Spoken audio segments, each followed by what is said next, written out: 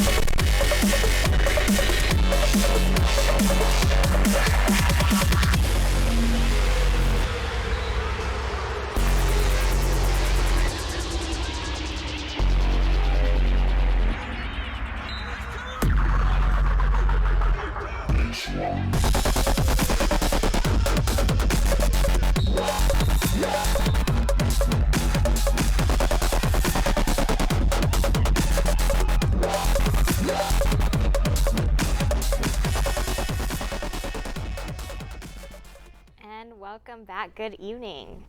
Welcome to Portland SportBeat. I'm Michelle Cruz. And I'm Brad Stein. A happy, satisfied Michelle and Cruz. I don't know what he's talking about. What's with this? Apparently I'm nicer today. And calmer. And calmer. And more sophisticated. I'm wearing the glasses. The glasses. Yeah, the allergies are awful right now, so yeah. It raised your IQ about 20 points. Oh, really? Yes, you look very lovely. I don't think that someone with a lower IQ than me can actually judge that. I don't know, but we're not going to comment on that. But welcome to Portland Sports Beat. You can follow us on Twitter at PDX SportsBeat. It's live also on Comcast Channel 22. And you can see us replays on Friday at 11:30 p.m. You know, because people are watching TV at 11:30. Yeah, Channel you get 22. bored, go ahead, watch us again, 11:30 p.m. Monday at 9 p.m. on Channel 23.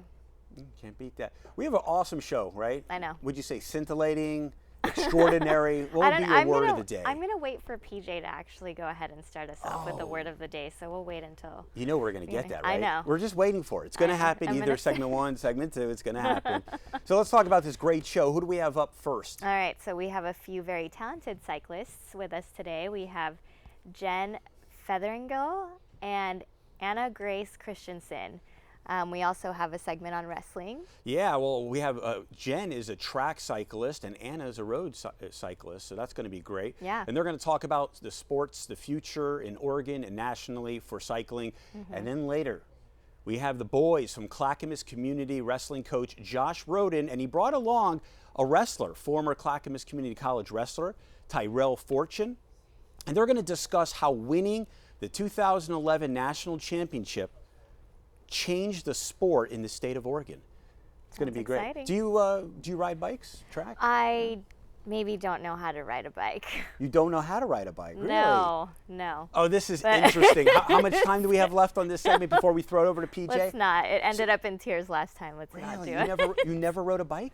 I have ridden a tricycle? bike. I've gotten into fights over biking. You got to fight? Yeah. Why? You were Because racing? It takes coordination and grace to get off the bike and actually know to jump off instead of just kind of linger and hurt yourself. Yeah. Okay, so let's forget about cycling. What about wrestling? I'm sure you've done a lot of that with your boyfriends. I have. What? Yeah, your boyfriends. Yeah. Girlfriends, whatever. Girlfriends, boyfriends, whatever. Whatever. I can see. Well, you're more of a hair puller, aren't you? What? A hair puller? No? No, no. I thought you were saying that earlier. Okay, maybe. Yeah, it's not my thing. Okay, so we're going to send it over to PJ Miller in the pit, and he's going to be interviewing Jen and Anna Christensen. It's going to be a very interesting segment. I can't wait. I can't wait for the word of the day. I'm excited. It's going to happen, and we're going to grin about it, aren't we? We so are. Let's send it over on the little bicycle over there. Send it on the tricycle. Bicycle, because tricycle more for you since Just go. Okay. Okay. All right, we're here, PJ Miller, Portland Sports Beat. To my right, Anna Grace-Christiansen and Jen Featherngill, cyclists, both here in the state of Oregon. Very accomplished, both of you. So why don't we start with you, Jen? Why don't you tell people at home a little bit about yourself and kind of introduce yourself? I moved to Portland for college and got into bikes after college and was a bike messenger and decided that I might be good at racing track. So now I spend most of my time riding around in circles at very high rates of speed. So you do indoor track on the velodrome, is that correct? Well, the one in Portland is outdoor, but we have our nationals on the indoor one in Los Angeles. So kind of explain the track, the velodrome, and kind of what that is and how that's different than maybe, riding on a bicycle like out on the road or something like that. Well, track bikes are one gear, fixed gear, no brakes. So when you stop pedaling, the bike stops, or vice versa. So the velodrome is steeply banked at about 45 degrees, ours is, so you can not slide off the track when you are going about 35 to 40 miles an hour. So it's very exciting. Awesome. All right, and then Anna Grace, you are an outdoor cyclist, so why don't you let everyone know a little bit about yourself? Sure. I moved to Portland in 2009. I lived a pretty car-free lifestyle leading up to that point. When I went to college, I rode my bike everywhere. I never raced until I moved here and met my cycling team, and they got me into road racing. And so road racing is quite a bit different than track racing. Some of our races are 50 miles, some of them are over 100 miles. Sometimes we climb mountains. So basically all the rural roads you can think of, we may be having a bike race on. And yeah, I've been, pretty much racing every weekend from March through September during the season since I moved out here about 3 years ago. So did you do any sports before this, or is this kind of your first sporting event that you've done? It's the first sporting event that I'm decently good at. I ran track in high school and I was fairly mediocre there, really awful at basketball. mostly good at the running part. So yeah, I definitely found my swing here with cycling. So do you think, like, being in track and that's kind of an endurance sport, did that kind of help you for what you were doing here? For sure, yeah. Cycling is definitely an endurance sport. Sometimes our races are 5 hours long or longer. So yeah, definitely gave me a good base for jumping into road racing. Okay, Jen, you came from Birmingham, Alabama. I did. How did you come from Birmingham, Alabama? How do you end up here in Portland, Oregon? I went to college here. So like most women cyclists, I'm way overeducated for what I'm doing. Most of us have at least a master's, so yeah, and I just never left. So why did you choose to come to college here? What drew you to this area? All the colleges I applied to were on the West Coast, so I just wanted to get the hell out of Alabama, basically, if to be frank. Yeah. So it's definitely a different culture from going from there to here, isn't it? Definitely different. What? Yeah. So for people at home who may not, maybe never been to Alabama, talk about bicycles. What it is like. Portland's very kind of liberal with when it comes to bikes, and you see a lot of bikes out on the road. How is that different than maybe where you came from? Well, when I was younger, you never saw any bikes on the road in Birmingham. Now, when I go back to visit my family, you do see bikes, and it's not just people who, got their license revoked. So it's great. There's actually a couple of bike lanes there, so it's coming along. Birmingham is a little more metropolitan than the rest of Alabama, but so good, but it's still a tiny blue dot. And I'm used to Portland now, so. So is it a challenge, when you're, because what you do, you race at a higher rate, don't you? Than yes, you do shorter distances, faster rate. Yeah. So when you're out cycling and you go out just like on the road and bike around and bike to and from the store and stuff like that. I do. Yep. Do you have like time trials for yourself? Do you like time yourself to go to and from the store? I do not. Oh. You don't have that competitive where you just want to, I got to see how fast I can do it. Sometimes when I'm commuting and somebody rubs me the wrong way, I have to put the smack down a little bit. But. Yeah, I'm sure going back usually I'm too tired. being a bike messenger, I'm sure that there was a little bit of aggressiveness coming from being a bike messenger. A little bit of aggressiveness, yep. So did you have like the desire to ever go to like New York or Chicago or something like that and be a bike messenger? Nope, didn't have the desire to do that. It's like going from the minors to the big leagues in the bike messenger. No desire to do that. That seems like a pretty aggressive place to be. Yep. Yeah. So you started out when you came here. That's kind of when your cycling kind of took off. So what were your kind of expectations when you started cycling? Were you thinking, oh, I'm gonna do this professionally, or was it just, hey, this seems kind of fun and I want to stay in shape? Or? I was thinking I don't have a car, and I hate riding the bus, so I'm gonna ride my bike. And it took me a long time to work up the nerve to like ride across the Hawthorne Bridge. This is before they widened it, so it was pretty scary. And then now it's a piece of cake. Nice. Yeah. So after you've come in and you've kind of established that you like to bicycle, how did you actually get into the actual like velodrome part of it? How did that kind of start for you? I was cleaning. I was working at my local bike shop that I now am part owner of, and. We had some track cyclists there who encouraged me to go out and try it, and I said I could do that. So we found me a bike, and that was it. Awesome. So Anna, let's talk about your kind of how you came up with it. You talked about you're from this area, so how did you kind of start out with it, and kind of what were your expectations as you kind of started out? Yeah, well, I'm from Minnesota, so when I moved out here, Portland is such a mecca for bike racers. Mm-hmm. And I rode a lot, and I was starting to ride a little bit more. I had done my first century, which is a 100-mile bike ride, the summer before I moved here. And I actually got a job out in Hillsboro, and I lived in Portland, and I was totally car-free, and I didn't want to spend all my money on the train. So I started riding my bike over the West Hills every day. So it was about 40 miles over the West Hills, both directions.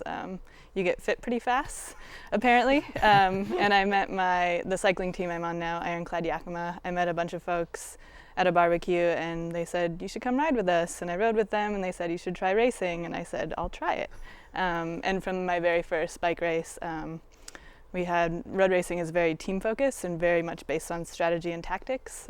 People call it high-paced chess on wheels, basically.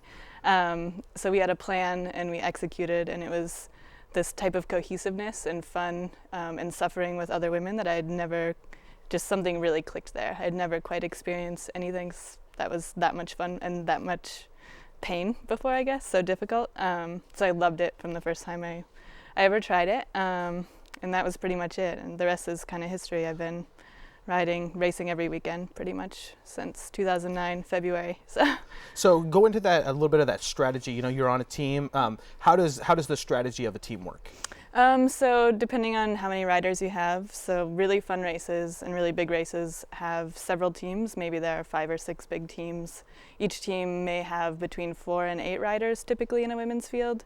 And so a really basic strategy, kind of the bare bones of road racing, I like to explain it as your team is trying to make the other teams more tired than you by the end of the race, essentially. And the least tired team and the strongest team usually wins, or the smartest team.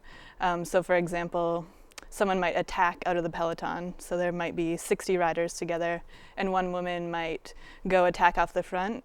And if that's your teammate, you get to sit in. And if you have ever cycled before with other people, if you're drafting or behind someone, use a lot less energy, about 30 to 50% less energy. So all the other teams have to use up a bunch of their energy to bring your teammate back. So essentially you're making them tired. So that's a very basic idea of strategy.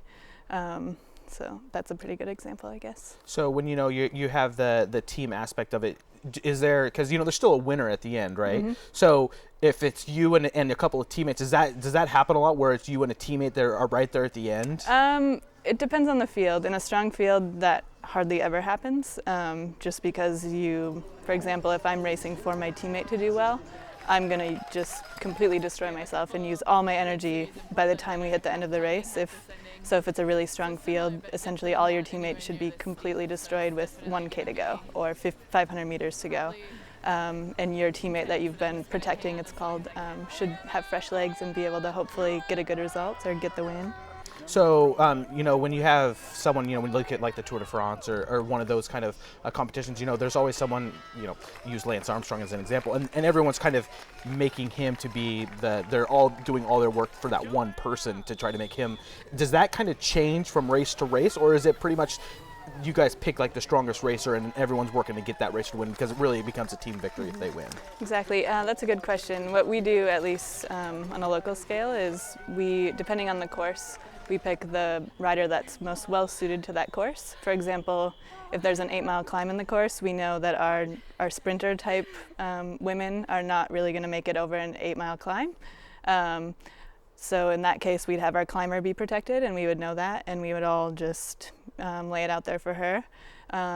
Vice versa, if we have a really good sprinter in something like a criterium, we would protect her and keep her really fresh and lead her out for the sprint finish. So we really kind of pass that role around, which works well, because if I'm going to lay it out for someone today, I know that I can just go all out and she's going to do it for me tomorrow. So what's a criterium? A criterium is, maybe you folks at home have seen it around town. They're in city blocks. There was one just in Portland a couple of weeks ago, right down in Northwest. So they close off a few city blocks. Usually it's a 4-corner or an 8-corner course, and it's really fast, usually about an hour in length. So it's fast and intense with tight corners. It's really spectator friendly, and it tends to suit the sprinter types fairly well. So that's a criterium. Okay, so it's a shorter course. Shorter kind of road race. Shorter, yep. faster. Okay, cool. So I kind of wanted to get into, both of you, women's racing. I wanted to kind of, what's the scene in Portland for women's racing? Like, what is how is it perceived nationally? How into it are women who are in the area? It's great. We have a great scene, and I think in general that Oregon bike racing is viewed favorably from a national point of view, because we have so many talented riders here, and it's really grassroots. So, and especially with the women's cycling in the past couple of years, we've had some programs, Let's Race Bikes, to help bring women into the sport of cycling, because it can be intimidating, at first, until you experience it and realize that it's really just fun you know, I think the most fun I ever had as a bike racer was as a Cat 4 racer, because it's just all fun, right? You know, there's no pressure. So Let's Race Bikes, can you explain kind of what they do? Yeah, it's an organization that started up at the end of last year's road season. There were a bunch of us from all sorts of different Portland women's teams sitting around and having the discussion we're always having: how do we get more women racing bikes? Our fields are much smaller than the men's fields, and we decided, why don't we just kind of band together and do something about it. So we've put on fundraisers, and I am kind of on the periphery of it. There are other women that are taking a lot more of initiative with it, but putting on rides, skills clinics, things like that, basically encouraging more women to come out and try road racing. We can't get more if we don't get more people trying, and it's definitely not for everyone, but I think that there are a lot of women that would really enjoy it and get a lot of fulfillment out of it. Do you target is there like an age group? Do you target like younger girls, or are you just targeting like, you know, anybody who wants to come out and race? Pretty much anybody. The really cool thing about cycling is that it doesn't matter how old you are. I have a good friend who started racing when she was 40. She's now over 50, and she's super furious on the bike. She's awesome to race with. She's really aggressive, and you know, everyone that comes to cycling has a unique story. There are some really young juniors racing here in Oregon as well, and then 50-year-olds or older. I think there's some women that are in their 60s, and everyone in between. So it's really a cool sport in that you don't have to start when you're 15 to be really good, or when you're 10 to be really good. I started when I was 24. Yeah. I started when I was 29. Yeah. Oh wow. So I wanted to go, we talked about the velodrome earlier, and in the city of Portland, we have a velodrome, which is one of 29, or oh, I don't know what the exact number is. Yeah, there's not a lot of them. There have been a few new ones in the last couple of years, so. Okay, yeah. So one of not very many. One and of we not have very one here locally at Alpenrose Dairy. At Alpenrose Dairy, Yeah. yes. So explain how having something like that as a racer here in Portland, how that benefits you. We are very fortunate because the Kadnoff family that owns Alpenrose has basically just opened it up for anybody to come use at any time. The Velodrome Association has insured it. I mean, there's obviously, you know, there's liability insurance, but we don't have to pay to park. We don't have to pay, you know, $20 a day like you do at most other tracks. I mean, it's great. So, you know, they do a lot of great stuff. You know, they have the Softball World Series out there. Yeah. You know, it's just great to see these people in the community that open it up. And they do like tournaments, or not tournaments, but they do races there as well. Other types of races. No, I mean like races like big opens where people can come in, not just like a weekend thing, but don't they do like bigger races? We do have the one kind of national level race per year, the Alpenrose Velodrome Challenge, which just happened a couple weeks ago. Which was a great event. There's lots of money, lots of people coming in. We usually have people from, you know, Canada and South America. It's fabulous. How'd you do? This year I did really well. I won a lot. So Well, good job. It's okay to brag a little bit. Okay. You know, that's what we're here for. Everyone wants to know who you are. And when we have the top racers in cycling on our show, we want them to brag a little bit. Okay, all right, I did well. Good. All right, so can you talk about some of your other accomplishments in cycling and kind of, you know, let people know kind of, you know, what you've been doing in cycling? I've done, a few years after I started racing, I won a few Masters National Championships, so that's racing, age-graded racing at a national level. And then I decided I was probably fast enough to try for the elite level. So I've been racing at an elite level for probably 8 or 9 years. And I have not won a jersey yet, but I've been very close to winning a jersey. So that is still my goal. So winning a jersey is? Winning an elite national championship jersey. So beating people, you know, roughly young enough to be my daughter. So when you win that, you're going to come back on and you're going to bring your jersey on, right? I will. I'll be wearing a red, white, and blue jersey. Nice. So is there like a specific color for each different one, or do you get to kind of pick what you want? The national jerseys are all red, white, and blue. Oh, cool. The national governing body just picks that one. So. Cool. Awesome. All right, so Anna, why don't you talk about your kind of your accomplishments and kind of where you're at right now? Sure. Well, being such a team sport, some of my favorite accomplishments on the bike are helping other teammates. So last year I got to help my former teammate, Brianna Wall, qualify for a really special race called Nature Valley Grand Prix.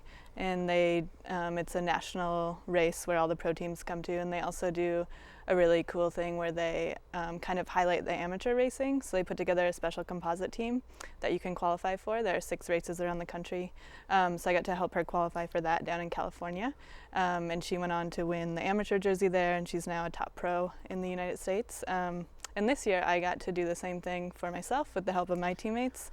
So I won the local qualifying race up in Washington with the incredible help of 3 of my teammates, and I went on to win the amateur jersey as well. So that was about a month ago. So I was the top amateur at that race and 17th overall. And I just completed Cascade Cycling Classic here in Bend, Oregon, another really big national race.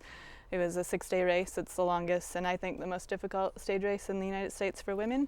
And I got a top 25 finish there and had a blast. It was super fun. So right now you are an amateur, right? I am an amateur. So is there any thoughts of turning pro? Yeah, I'm chasing the pro dream. So I hope that next season for 2014 I'm on a pro team. I hope to sign a contract for next year. So what is the work that goes involved to turning from that amateur to the pro?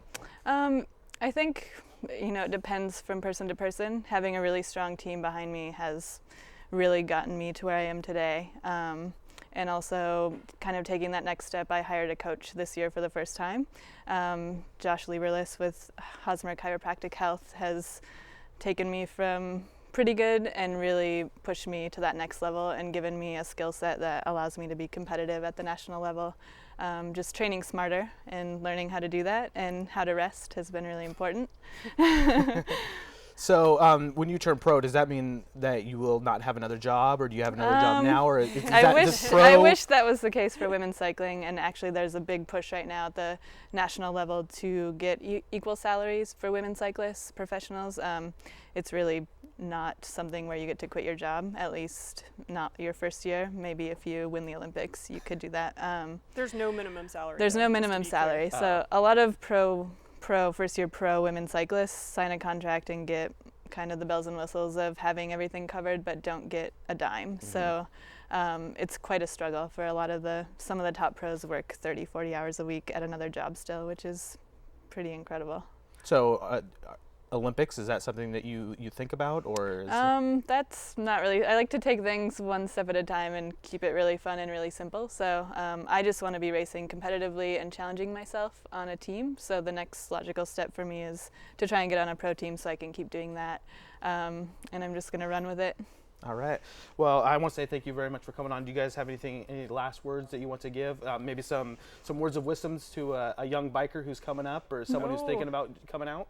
Just do it. Don't think about doing it. You can't think about and say you're going to do it when you get faster. You just have to go out and do it. So who could they contact if they wanted to get involved? They could call me at Bike Central. We put on the novice women's races on Friday nights out at Alpenrose. So we're very involved in getting people out to the track. So. All right, sounds good. You got anything that you want to add? If you're interested in racing in Portland, check out Oregon Bike Racing Association, OBRA. They're a fabulous racing association here. A lot of great new beginner races, road races, and PIR on Monday nights. Let's Race Bikes puts on a women's clinic before the racing, so you can get a little bit of skills help. Or go to letsracebikes.com and shoot us an email. Cool. All right. Well, thank you, ladies, very much for coming on. We really appreciate it. 2 of the top racers in the state of Oregon. I want to say thank you again, Anna Grace, Jen. Thank you very much for coming on. Brad, Michelle, back to you guys. 29 years old. I know. Got started. Yeah.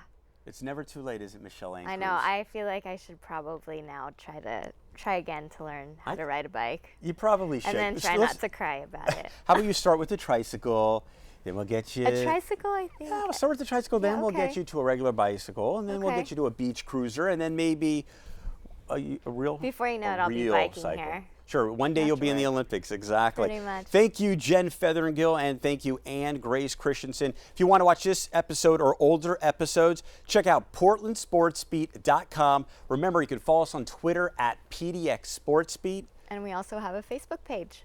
So what is it? I think you just Or- search Portland Yeah, SportsBeat that's and probably it. like the page and follow us there. So You know what was really interesting about Yeah. Anna Grace-Christiansen? PJ didn't know about this, but I dug around and I found out that her favorite pre-meal, do you know what it is? what is it? What's yours? Like if for an activity, you golf, right? You're a golfer. I golf. I play tennis. Okay, Yeah. you play tennis. Okay. So what is it? What's yours? I would have to say I actually like blue cheese bacon burger. A blue cheese bacon? Really? Yeah. That's your. I like that. Yeah. Because that's something not out of the ordinary, right? Yeah. Okay. I think so. All right. Well, she eats 1 million egg sandwiches. 1 million, not just one, not just two. A million. 1 million. Okay. Yeah, maybe someone's Well, cholesterol might be a little high after that little. I sample don't of know food. though. I mean, considering 100 miles, she used to bike to work. That's 40 a lot. miles. That's a lot. Crazy. It is crazy. That's just amazing. I wanted to know how they felt on the East Coast. Bike riders don't get the right of way. No. Okay, walkers don't. Nobody gets the right of way. I'm No. sorry. It belongs to the cars. I want to know how they reacted to that. How they would react to that. But pretty interesting. 'Cause Yeah, it's a lot different super here in interesting. Portland, Oregon. So we have, of course, Clackamas Community College coach Mr. Rhoden's going to be joining us. Josh Rhoden, also Mm-hmm. Tyrell Fortune. Amazing wrestler. Guy won the 2013 division title. Yeah, he's a big for guy. Grand Canyon. He's And just pretty- would you say recently, so? he won. He placed third in the U.S. Senior Open in freestyle in Vegas. What would it So take for you to get on the mat with him just for 60 seconds? I don't even think I would last that long. Oh, you don't have to. What about one of those bacon burgers? Would you try that? Does that work? No? Just as long as there's some Guinness on the side. Okay. Okay. I was watching a really great. I watched a video, an interview, but I also happened to read about Chael Sonnen, who was supposed to be here. Unfortunately, he couldn't Right, make yeah. it. But we wish him the best of luck in his next UFC Absolutely. bout that's coming up next month. But Chael Sonnen and the Iron Sheik appeared on Canada's TSN Sports Network, and they were talking about how to save Olympic wrestling. And both of them agreed. We all thought they were going to be fighting, maybe a little arguing, because Iron Sheik's got a strong personality. Chael Sonnen is What'd funny they come guy. up with? Oh, well, they just said very easy. Wrestling fans need to voice their opinions. And that's what you. So if you're interested, voice your opinions to save Olympic wrestling. It's been around for over 100 years. How can we lose it? Do something about it. We're going to send it over to PJ Miller. We have Coach Rhoden and Tyrell Fortune. All right, thanks, Brad, Michelle. Appreciate it. Tyrell Fortune, Josh Rhoden, coach CCC. Tyrell, why don't you go ahead and introduce yourself and kind of let everybody know a little bit about you. My name is Tyrell Fortune. I'm from Portland, Oregon. I grew up wrestling at a Peninsula Wrestling Club right on Rosa Parks Way. 23 years old. I go to Grand Canyon University now, and just been wrestling all summer long, pretty much. So you went to CCC for 2 years? Yes, 3 years. 3 years. 3 years. And you, 2 times, you won the NJCAA, National Junior College Yes, Athletic Association Championship for the heavyweight division. yes. That is awesome. Great job. Thank you. Yeah. And so you grew up here in the area. What was it like? What was the wrestling scene here as you were growing up? When I was growing up, it was really big. It was very popular around just a lot around the community, and a lot of football players were wrestling just to get better with footwork and handwork. So it was really big, and it was a big thing to be a part of wrestling at the time. So was that something as you were kind of growing up? Is that something that you knew that you wanted to do, or did that kind of come later as you've gotten like older into like the high school and stuff, where you're like, hey, I can really be good at this? Well, it came young, actually. I started wrestling in the 3rd grade, and I got kind of interested in it through this program called Self-Enhancement. My wrestling coach, he was a counselor there, and he was just rounding kids up and asking if we were interested in wrestling. And actually, when I started wrestling, I thought it was the fake wrestling. And so we thought we were going in to jump off the top rope and hit each other with chairs, but it turned out to be something completely different. So if you had to choose a wrestling name, what would it be? I have no idea. I can't think of one. Can't Take a guess. think of one. Okay, then we have Josh Rhoden, coach CCC. Josh, why don't you go ahead and let everybody know a little bit about yourself? My name is Josh Rhoden, obviously head wrestling coach at Clackamas Community College. Just finished my 7th year, going to start the 8th year at Clackamas. Been there, like I said, for those 7 years. We've never finished lower than 8th in the nation since we've been there with the national championship in 2011. So it's been an awesome opportunity, working with guys like Tyrell, obviously, and all the folks that we get to see, throughout the country in wrestling and just helping people through the sport of wrestling. It's been a cool opportunity. So 2011 national champions. Yeah. Explain kind of Oregon is not known as a hotbed for wrestling. You know, like the Midwest, South is kind of known. They're the ones who usually win those kind of national championships. Right. What does it mean to bring it to a place like Clackamas Community College? You know, it's awesome for us to be able to get, you know, Oregon recognized on a national stage for this sport. Simply because, like you said, you referenced, you know, it's not huge here. There's a lot of participation at the high school levels. So there's a lot of, you know, youth and high school kids that are competing. But for us to do it at a college level and hopefully continue to do it at this level, continues to put kids, you know, from Pennsylvania in touch with us, from New Mexico this year in touch with us. And you know, that really all started with us being able to sign a guy like Tyrell, highly touted, you know, #1 in the nation high school athlete, and really, you know, laid the groundwork for us to be able to get the type of kids that we've had since that point. So what's the challenge, you know, as a coach, part of your job is to bring kids into the program. When you have kids that, you know, play football, play basketball, and, you know, those aren't the, you know, the sports that are on Sundays and Saturday nights and stuff like that, how is it just a desire that these kids have to wrestle, or is there some is there something you can do to go out when you're talking to these kids that helps them bring them in? You know, with wrestling, like Tyrell said, there's a lot of kids that do football and they do wrestling just to kind of help football. You know, so we're always kind of battling the footballs, you know, and the baseballs of the world, especially with bigger guys like Tyrell, because he could have chose football too. Thankfully for us in Clackamas, he didn't. But every year it's that situation. And we signed a great kid out of Fresno this year, Adrian Salas, who's an awesome football player. He's a California High School, you know, Athlete of the Year because he was, you know, an all-conference, you know, all-state kind of football player. But again, thankfully he chose us. And I think part of what we can offer him is, at least in my mind, is the opportunity to kind of impact their life through wrestling. And it's sort of the vision that I had when I, you know, took the job at Clackamas, was just being able to help kids through sport, because a lot of people impacted my life in a really positive way through the sport of wrestling. And we've been able to do that for, you know, for young men, and hopefully continue to do that, you know, for a lot of years. And I think part of it is just that, our enthusiasm. I have a great coaching staff. Brett Bourne and Rich Vigorito helped me kind of, you know, realize a dream that I had, and they kind of share that same enthusiasm for the sport and the excitement that comes with that, I think. So you end up going to Clackamas Community College, you know, you're from the area. Yes. So why did you decide to go wrestle for this guy? Like you said, they're great guys. They came and met me at my school at Lake Ridge, and they took me out to eat, and we just talked, and I had great conversation with them. And you try to build a relationship with somebody in 10 minutes of meeting them, and that pretty much tells you how your relationship's going to be with that person. You know, if you start clicking on certain things and you have a good vibe, then you know you're going to have a good relationship in the long run. So really, it was just these guys showing me that they cared, and they talked to my coach from my club, and so they had our trust from my coach, so I knew I could trust them. We saw some videos of Coach while I was doing some homework and stuff like that, and he was giving like a pregame speech before a match. What is it like sitting in a huddle with him and giving one of those speeches about what you need to do? It's exciting. You know, you're feeding off everybody's energy, and you're trying to get your mind right for the match and get everyone motivated and pumped up for their matches. So it's a great experience. I mean, I would say it's just like any huddle like you see on the NFL or NBA, where guys are yelling and screaming at each other, trying to pump us up. It's the same atmosphere. You know, you get that excited, you know. So wrestling, very much an individual sport as far as like the actual competition. Right. But when you're out there, you're out there with your team. You know, you guys won 2011 national champions. Mm-hmm. There's a different kind of dichotomy there with the team, that it's you know, the individual plus the team, but they're kind of separate in the way that you kind of act around them. How do you put those two things together? Because, you know, obviously if you do well, your team does well. But are you like preparing for your match beforehand, or are you out rooting for your teammates? Well, you do both. You know, as you're jumping around, you're looking on the mat, and you're cheering your teammate on, and you're yelling and you're screaming like everyone else is. So you just kind of put it all together. Really, in wrestling, it's a single man sport, but you look at it as a whole thing in a way, because this is the same guys that you're out practicing with every day. You're running those miles with.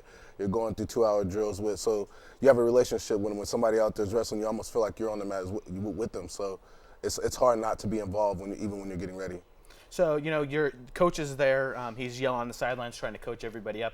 Do you feel like, if you're watching a teammate, do you feel yourself out there yelling, hey, do this, do this, do this, and trying to help them out? All the time. Yeah. I mean, all the time. I mean, I don't think you can go into a wrestling match and not see teammates yelling out, oh, there's a high crotch, double leg, shoot, go do this, because they see the guy do it every day in practice, so they know what he can do. So, I mean, that's the hardest thing to do, is sit on the bench and not say something. I mean, that's really difficult. Okay, so you wrestle at the heavyweight. For people who don't know, the way that wrestling goes is you start out with the lowest weight classes and you work your way up until you get to the heavyweight. What is that like? Because you talk about the coach. You have that pregame before, and then you have a long wait. Probably it's about an hour, hour and a half at least before you have your first match. Yeah, depending on the matches, it's that long. So how do you get yourself from that beginning to when your match actually starts? What's your kind of your pregame ritual there? Staying involved, just like we were talking about before, staying involved in all my teammates' matches and cheering them on, rooting them on. That keeps me motivated, keeps me pumped up and going. So really that's what I'm doing the whole time is I'm staying in tune with all the matches, cheering my guys on, talking to them when they come off the mat right before they go on. And that's just getting me ready just because I'm going over the same things I'm going to say to myself. So before a match, how do you guys warm up? Like what is the physical aspect of what you guys do? We run around, get warmed up, stretch, and just go over light technique. Go over the same drills we do every day, just to sharpen and tighten everything up, have confidence in everything that we're doing. And so we do about 10 minutes, 15 minutes of drills that we go through and just build confidence, basically confidence boosters. So, Coach, we talked a little bit about talking to these athletes, and what's your philosophy when you're talking to them? What are you trying to accomplish when you're talking to them? Is it more just motivational? Are you coaching them at that time, or is it what is you trying to get across? Personally, I look at myself as a motivator. I like to kind of build the guys up. Let them know what they do well. But at the same time, when we're in our room or if we're at a visiting locker room, talk about the guy that they're going to wrestle. Maybe some film we've seen on this guy. Hey, he's got a left-hand high crotch. Make sure you watch that. Circle to the right. Hey, your high crotch has been looking good this week. Hit your double leg. Those types of things, just to kind of keep those things fresh, like Tyrell saying, in their mind. Just repetition while they're hitting their drills. Just be really encouraging. I'm kind of an energetic guy when I'm coaching. We saw some of the footage, earlier, and I'm jumping up and down and screaming. And part of that comes from just my enthusiasm for the sport and how competitive I am. I like to tell guys when recruiting and talking to them, like, I don't want my little daughter who's 5 years old, Ellie, to beat me at Go Fish, So let alone these guys who we train and we're bleeding and sweating and working hard in the wrestling room and doing our thing. Don't want them to lose. So it's it's kind of part of me out there. Part of us. It's our thing that we're going into and going into that battle. So. Well, I can tell by the cauliflower ear that both of you guys got that you wrestled when you were younger too. So talk about a little bit about your history and. Yeah, I grew up in Prineville, Oregon, Central Oregon area. Wrestling they always in most cases talk about as a blue collar sport, kind of thing. And my family, my dad, my uncle, my cousins, everybody wrestled. So I grew up knowing wrestling and involving through the sport. Had some great coaches. Throughout my high school career and into college, and just got a really cool opportunity to learn from some good guys, take some things from them and kind of implement them, make them my own, and not necessarily reinvent the wheel, but take some of the best things that you got from those guys and put them together and make a program. So what drew you to Clackamas? I actually attended Clackamas as a junior college. I was there 1998 to 2000. I liked my experience there. I enjoyed the people that were there.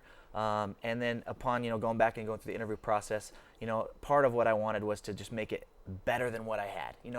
Which is kind of a catchphrase for some people. It's like you want to leave it better than you found it, kind of thing. But we wanted to make it as best we possibly could, and so that was kind of my challenge to myself, and maybe some unfulfilled goals that I didn't get to accomplish.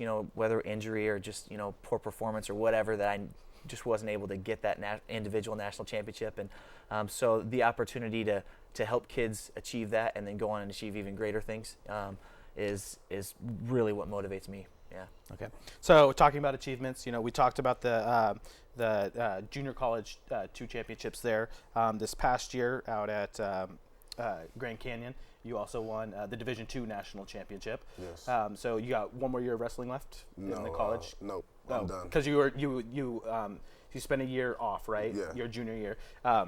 It's funny. I was reading an article about you, and you talked about you were out at the reserve. You were working out there, and you gained about 50 pounds in between your last year at Clackamas and your year at Grand Canyon. Mm-hmm. So talk a little bit about the story you told about the chefs out there. Oh, the food was great, so we were working and every day they'd make us food. So it was just like, we're getting 5-star restaurant personal to us. So it was a great experience just being out there working, and I never worked at a golf club before. It was actually a country club. So it was a great experience just to be in that atmosphere and work with new people. Actually, his wife is kind of how I got the job. because she works out there. So it was a fun experience. I loved it.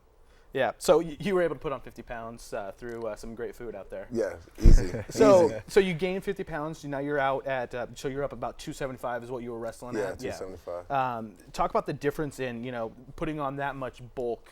Talk about how your style changed during that. Well, my style didn't change too much. It just it kind of slowed down. That year I took off, I wasn't wrestling that much. I was working a lot and not doing anything. So it was just different once I got back in the Grand Canyon and got back into wrestling. It was just all about getting everything back to normal. Working out, running, and trying to get back in shape because it was a lot of weight, but it wasn't good weight. It was a lot of calories and just fat and stuff. So it wasn't good weight. So I had to burn it off and get in shape. So you talk about your fortunes and how you did. Talk a little bit about you just had a tournament not too long ago and you did freestyle and Greco-Roman. Is that correct? Yeah. It was the University World Championships in Russia, and it was a great experience. I had a similar experience here at Junior Worlds in Turkey, and it was a 180 completely to me for how my experience was from Turkey to Russia. I loved Russia. The food was delicious. The coaches and the wrestling was excellent. It was an amazing experience just being out there. Being there with both teams was also another thing that kind of changes your perspective because I was there mostly with the freestyle team, and then I got to stay there for four extra days with the Greco team. And so it was kind of a small transition, quick transition from just freestyle to Greco and having to switch all techniques and practice and drilling everything differently. So it was a good experience. It was definitely, I think, something that helps the sport of wrestling because not many wrestlers get that opportunity to wrestle freestyle and Greco. So maybe if you can give a quick synopsis of what the difference between freestyle and Greco-Roman is. The difference between Greco and freestyle is that you're not allowed to attack the lower body in Greco. So Greco is all upper body and throws. And freestyle is pretty much anything. Pretty much it's all everything. Yeah, so I can bring out the chair and. Not really. No chairs. No chairs. No chairs. chairs. Not Okay. in this wrestling. Not like Hulk Hogan, just taking the razor blade and cutting himself or anything like that. Okay. So talk about you had a great year this past year. You had some. So why don't you talk about Clackamas and kind of where it's going and kind of the vision that you have for Clackamas? Well, I'll tell you, we were third this last year nationally. We had 3 national finalists, 2 national champions out of 10 weight classes. So fantastic year for us. Really happy with it.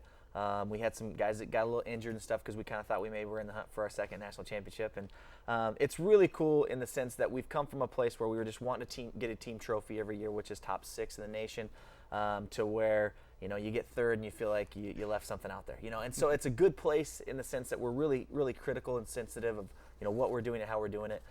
We've also been able to recruit one of the best recruiting classes we've ever had. So it's going to be an exciting year for us. We literally have kids who are the top kids in the country at their weight classes from kind of all over.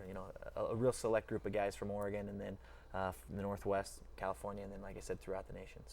So when you get those kids in from like across the nation, is that something that you actively go out and seek them, or is that kind of they kind of hear about the program and they obviously they're going to be watching those national tournaments and seeing you guys out there? Right. It's a mixture of both actually. We do we fundraise a lot to send myself and my assistant coach Bourne out to the tournaments and the national tournaments, the state tournaments, to be able to see some of these kids and watch them and speak with their families and meet with them and talk about Clackamas. But fortunately for us, we're good enough that we're at the top of the standings when they go and search the NJCAA because maybe they didn't qualify for the NCAA clearinghouse or they didn't get through to a 4-year that they wanted to get into, or maybe they're just looking for a great place to get started with their wrestling.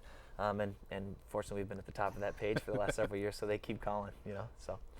So if you were, I want to talk about kind of the wrestling and kind of the state of wrestling where it's at right now. Sure. There's talk about the Olympics and maybe dissolving wrestling out of the Olympics. There was talk about that and stuff like that. What can people do if they want to get involved in kind of helping promote wrestling? What things can they do?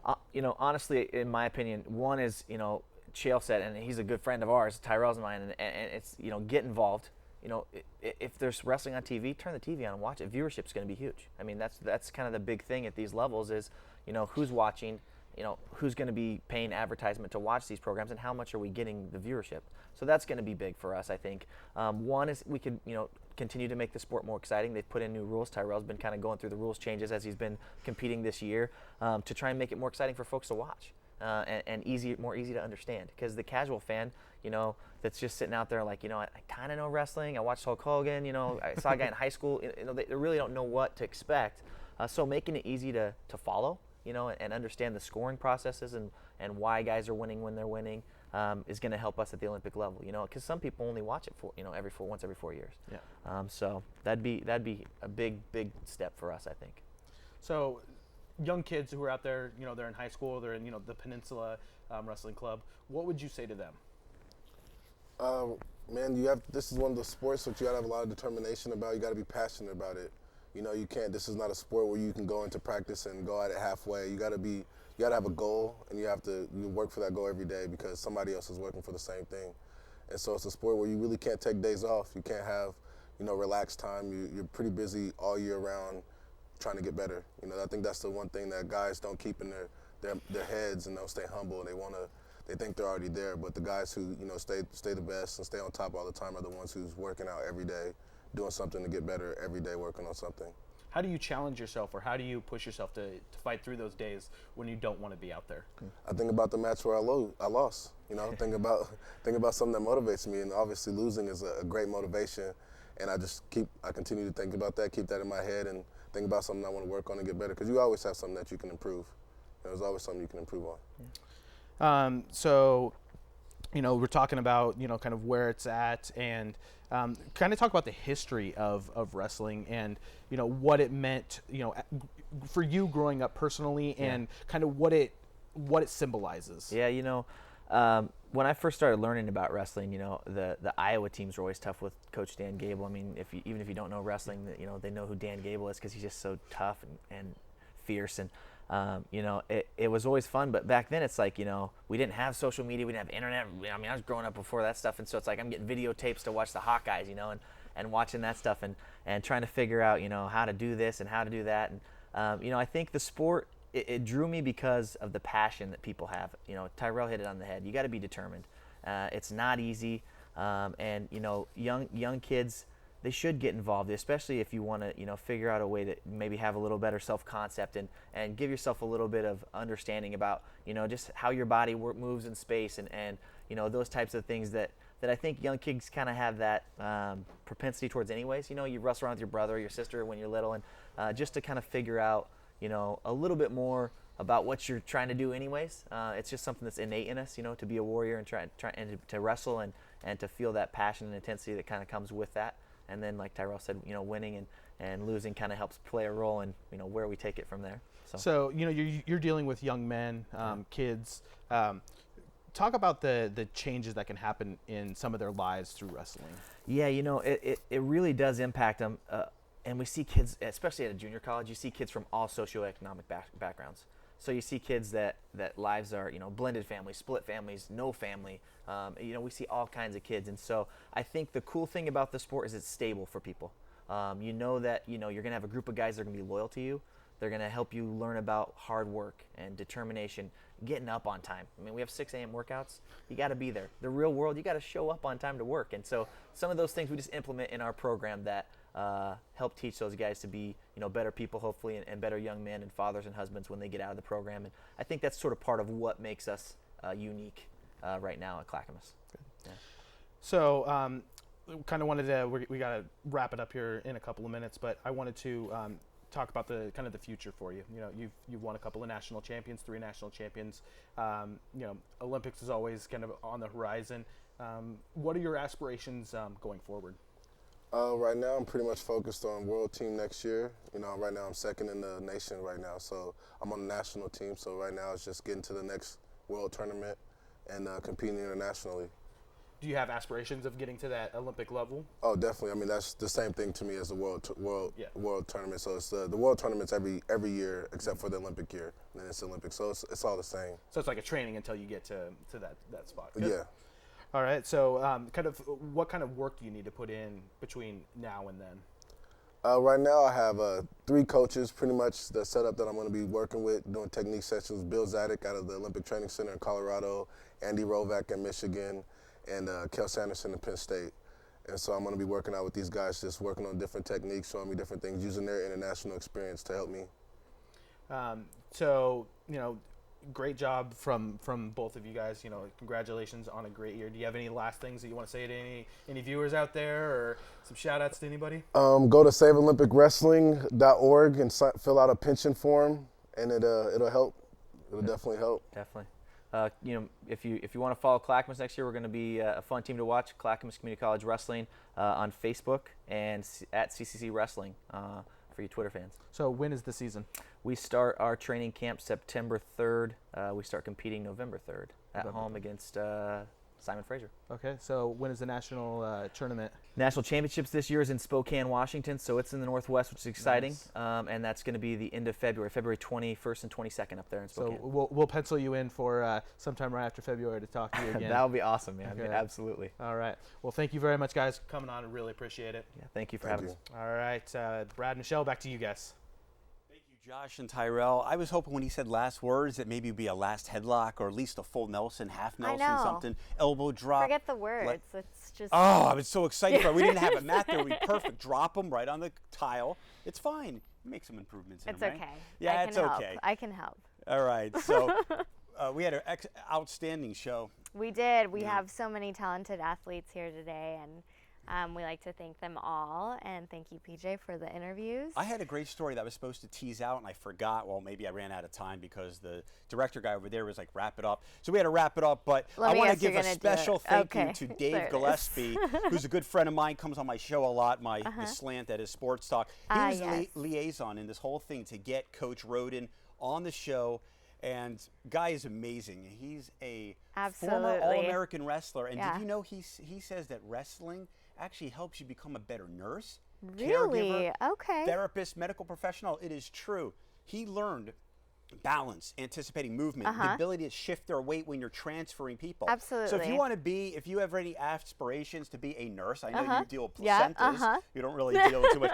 But if you want to actually be a caregiver and you want to learn how to transfer patients, become a wrestler. Dave Gillespie did it, and he worked with his father-in-law who had Parkinson's disease. It made all the difference in the world. So That's you great. thought that wrestling was just all about self-defense and a sport that you sweat around with other guys. Not true. Not true. Not true. Do you want to preview the next show we have Yeah, coming up there? absolutely. So our next show will be August 14th, and it'll preview college football. We've got guests from PSU, Lewis and Clark, George Fox, and we're going to have a little football panel discussion. So looking forward to that. A lot of football. Get ready. Gridiron, baby. Gridiron. Thank you to everyone, but we're going to start with Ryan Johnson. He's the one with all the money. He starts this whole production. Yeah. He's the brains behind the camera. Yes. That is Mr. Ryan Johnson. Thank you. Thank you to so all much. the camera people and the whole crew. Especially thanks to Tyrell Fortune, Josh Rhoden, the wonderful Jen Featherngill, and of course Anna Grace-Christiansen, the cyclists, the bicycles. Thank you for bringing your helmets, your uniforms,